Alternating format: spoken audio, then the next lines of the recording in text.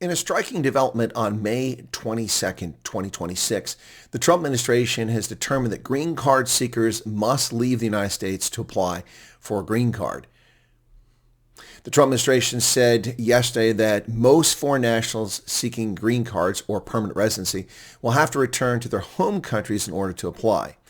A federal official familiar with the policy said it's intended to close a loophole that allowed foreign nationals to stay in the United States after their visas expired. That seems reasonable. He said, "We're returning to the original intent of the law to ensure aliens navigate our nation's immigration system properly." U.S. Customs Immigration Service spokesman Zach Collar said that in a statement. He also said this policy allows our immigration system to function as the law intended instead of incentivizing loopholes. When aliens apply from their home country, it reduces the need to find and remove those who decide to slip into the shadows and remain in the U.S. illegally after being denied residency. And it's a fair point. There are people who come here with legitimate visas and then overstay their visas, and they're trying to apply for a green card, and some of them should not be here. So what does this mean for South African refugees? It shouldn't mean anything for any refugees in the United States. Common sense should apply here. There will be exceptions, obviously. We can't expect people who fled from war-torn countries or those who suffered unjust persecution in their own country to return to the place of persecution or conflict. No, that's absolutely silly. So this should have no impact whatsoever on South Africans. No doubt this will begin getting heads spinning and tongues wagging about the Trump administration and its anti-immigrant position. No, this is not anti-immigrant. This is rule of law. That's what it's all about. Once again, this should have no impact whatsoever on South African refugees or any other refugees. You cannot be expected to go back to the place you fled from just to apply for permanent residency after you've been here. Now, immigration lawyers are scrambling to understand what the exceptions are, and obviously an exception would be for refugees. Many also expect that this policy will be challenged by, take your guess, the usual suspects.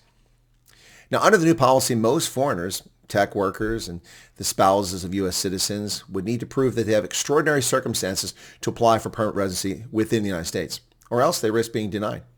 Most would need to go abroad to apply to U.S. consulate, where they risk losing whatever legal status they held in the U.S. and being unable to return. So it sounds like a catch-22, but it isn't. People applying for permanent residency, which is just one step away from becoming a citizen, are going to have to go through the consular process outside the country. The change is likely to affect hundreds of thousands of people. It could also lead to some family separations as spouses, relatives wait for immigration determinations and applications. About 1.4 million green cards were granted permanent residency to foreign nationals in the United States in 2024. 820,000 were approved for people inside the country through a process called adjustment of status. Now, this is typically someone who's a foreign national that married a U.S. citizen. So what is the Trump administration up to? Well, it's trying to tighten down on abuse of our immigration system and apply the rule of law to this country. And it's long overdue. Again, for South African refugees in the United States, this should have no impact on you whatsoever. And the proof in the pudding, the test is occurring right now. On May 12th of 2025, the first 59 South African refugees arrived on these shores. They are allowed, in fact, they're required to apply for permanent residency 12 months after arrival. They've all now been here for 12 months, and they are in the process of applying for their permanent residency or their green card. So there's a proof of the pudding right there. We'll see what happens with those green card applications. I imagine they should be approved because they are lawful entrance into the United States. They've obeyed the rules, and they're here legitimately. So they should be granted permanent residency. We shall see. What do you think, folks? Cheers.